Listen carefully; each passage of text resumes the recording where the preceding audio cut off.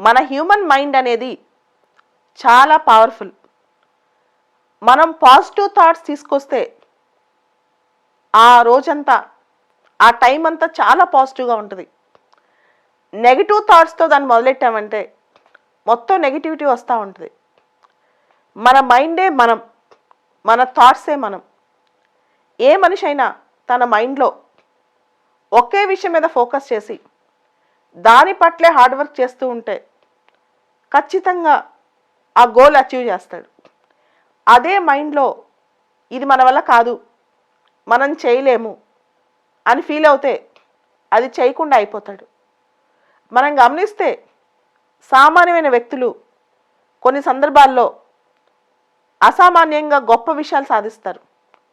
అవి చదువుతుంటే చూస్తుంటే మనకి మిరాకిల్స్ లాగా అనిపిస్తాయి.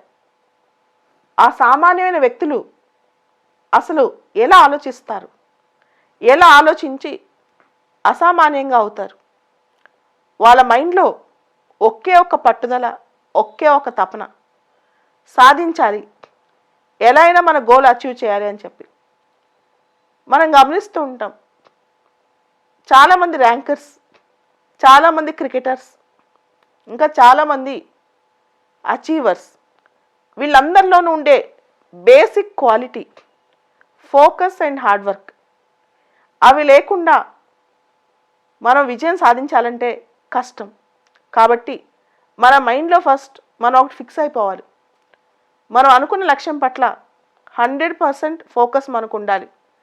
దాని పట్ల డిసిప్లైన్గా పనిచేయడం స్టార్ట్ చేయాలి. ఆ పని స్మార్ట్గా ఉండాలి. ఎవరైతే focus, hard work, smart work, discipline ఇవన్నీ కంబైన్ చేసి వాళ్ళ మైండ్లో నేను ఇది సాధించాలని ఫిక్స్ అయిపోతారు, వాళ్ళు అది సాధిస్తారు అనుకున్నది. అది కాకపోతే అంతకంటే పెద్ద సాధిస్తారు, కానీ అంతకంటే తక్కువ సాధించే అవకాశమే లేదు. ఇది చాలా సందర్భాల్లో చాలా పెద్ద పెద్ద అచీవర్స్లో నేను చూశాను. వీళ్ళందరిలో ఉంది ఒక ట్రైట్, ఒక డిసిప్లైన్. ఇంకొకటి కొంత సంయమనం.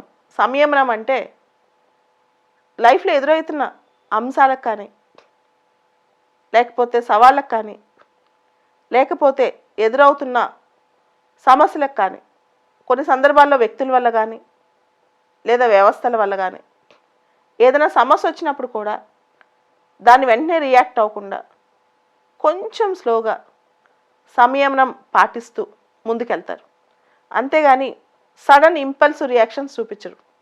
దీనివల్ల మనం ఏదైతే విషయం అనుకుంటామో దాని మీద ఫోకస్ దాని మీదే లగ్నమై ఉంటుంది. లేకపోతే ప్రతి విషయానికి రియాక్ట్ అవుతూ ఉంటుంటే మనం మన లైఫ్లో ఫోకస్ మిస్ అవుతాం, చాలా విషయాల్ని పెంచి పెద్ద చేస్తాం అన్నమాట. కాబట్టి చిన్న చిన్న విషయాల్లో, అవసరం లేని విషయాల్లో మినిమంగా మనం ఇంటర్ఫేర్ అయ్యి, మినిమం ఆలోచించి, పెద్ద పెద్ద విషయాల్లో మన లైఫ్కి సంబంధించిన ఫోకస్ విషయాల్లో మనం ఎక్కువగా దృష్టి పెడితే మంచిది.